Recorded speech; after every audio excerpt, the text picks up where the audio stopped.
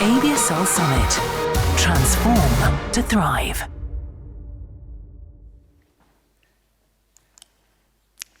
Almost 100 years ago, the English economist and philosopher John Keynes predicted in his essay that by 2030, so pretty soon, we'll experience enormous economic and technological progress. As a result of this progress, we'll work only 15 hours a week. This revolutionary seems unlikely for many of us even today. But in 2019, the concept of hybrid work seemed equally unlikely. I consider this change a revolution. Remote work has become possible due to technological growth.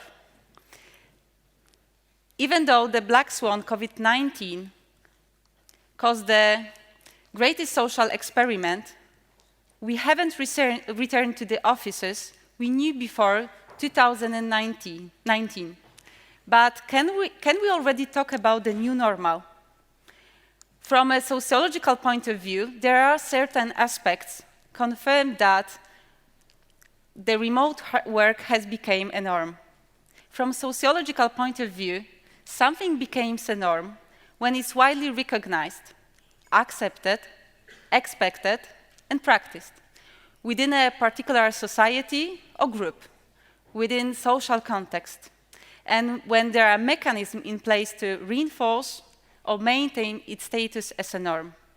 So, where are we regarding this hybrid work in Poland? How many of us is working in hybrid? According to Polish Economic Institute, 13% of Poles is working remotely or hybrid. 33% of enterprises implemented remote or hybrid work. But 41% of the companies didn't implement it or plan to introduce it at all.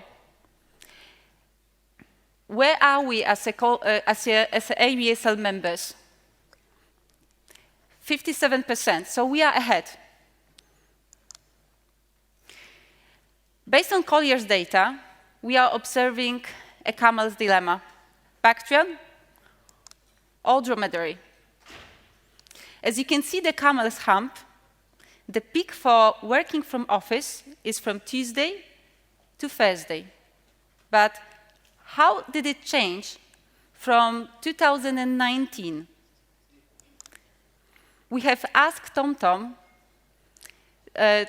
for the traffic data from 2019, from the mornings, from September and October, from Monday to Friday. Mornings means 7 up to 9 a.m. And it appeared that the traffic jam is 25% lower in 2023.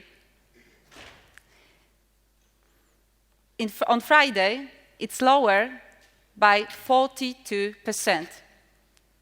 Don't worry, Krakow, your data looks pretty much the same. What about the share of meetings? How do we organize our workday? Because apparently, for the last 4 days, we have reorganized our schedules. According to Nix-Bloom data, we like to have mixed meetings or remote meetings, especially on Fridays. So we are observing a huge change. We start to treat this working from home as a benefit of flexibility, as a benefit of employees' choice. Regarding benefits, how would you value the benefit of working from home? Here is a Menti question we would like to ask you. What is the share of earnings you would forego for the option to work from home 2 or 3 days a week compared to an on-site job? You can use this scan. Yeah, thank you. You can scan this QR code or go to the menti.com and please answer the question.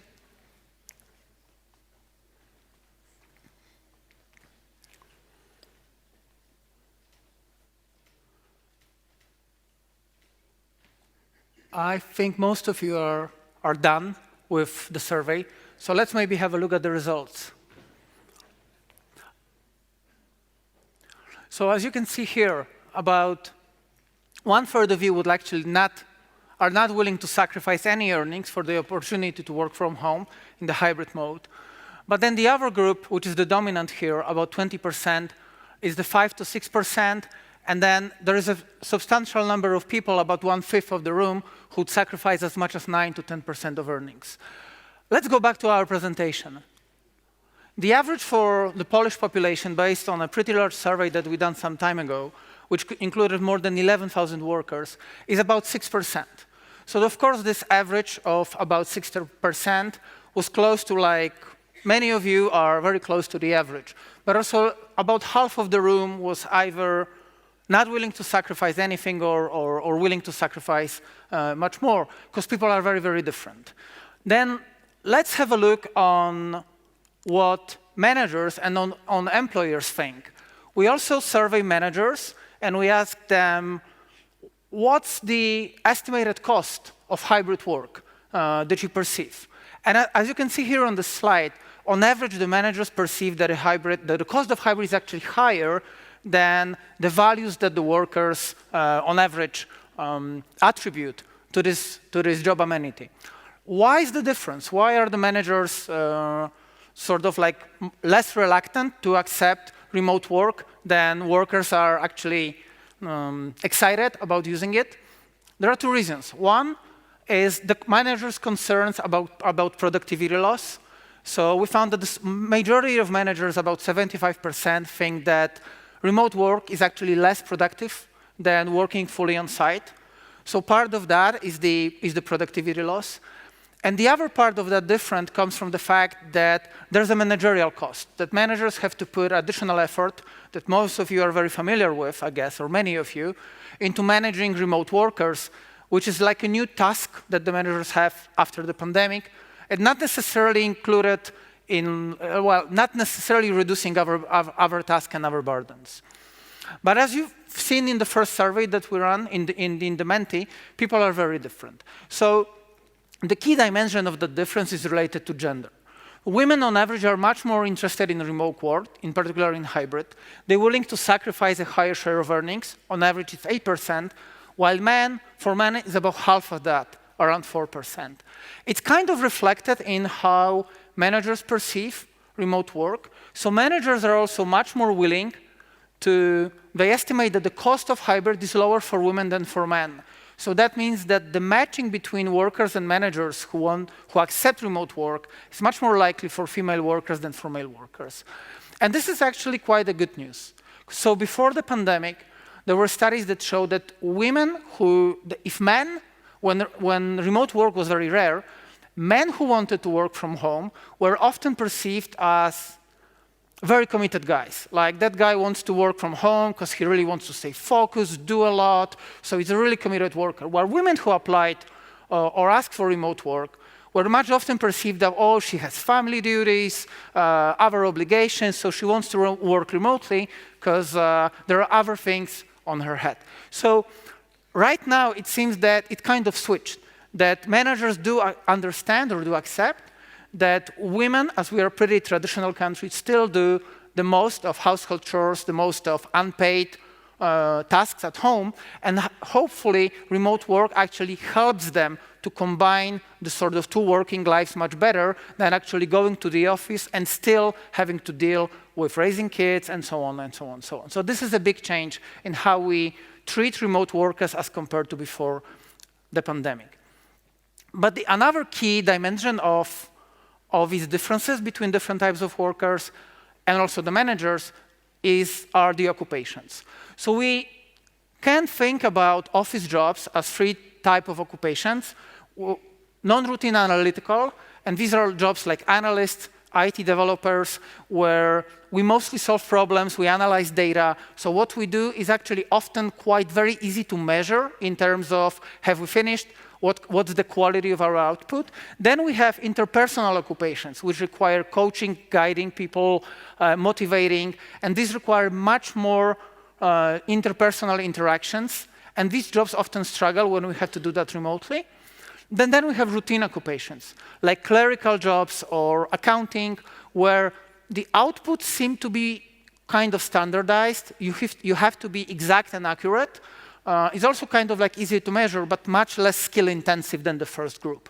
And you can clearly see here that the interest for remote work among workers is the highest in the non-routine analytical workers, like IT engineers or analysts, and it's actually the lowest among the interpersonal occupations, so like managerial or coaching.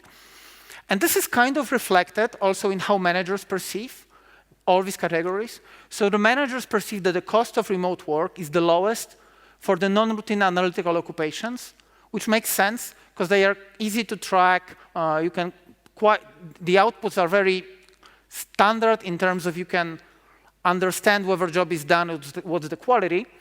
And then it's become much higher for the other two groups. But another dimension I would like to draw your attention to is the quality of talent management at the firm. So we've surveyed firms and we've asked about what kind of talent management practices they have. What's the employee value proposition? What kind of techniques they use to promote workers? How they deal with poor performers? Do they have any incentive benefit systems? And then we split the firms into firms which have high talent quality management, and they do all these things, and firms with low talent quality management, firms that don't really promote best workers, which don't really punish poor performance. And what we find is that that difference in the talent management quality matters a lot for how they perceive and what are the costs of remote work for them. So firms with high talent management quality, basically they say that for non-routine analytical occupations, there's no cost. The other is actually much higher. And these are the workers where we see a large shortages. So the competition for attracting talent is actually very, very high. So we think that these are key things to deal with that. And here, on the next slide, the final slide, I just have a couple of bullet points, how they relate to these practices. And one challenge or way to deal with the challenge is to coordinating the in-person days and the office days and remote days within teams and that. And also to use the output-focused performance evaluation tools, which are critical to understand how we can actually measure the quality of remote work. So thank you very much for listening. Thank you.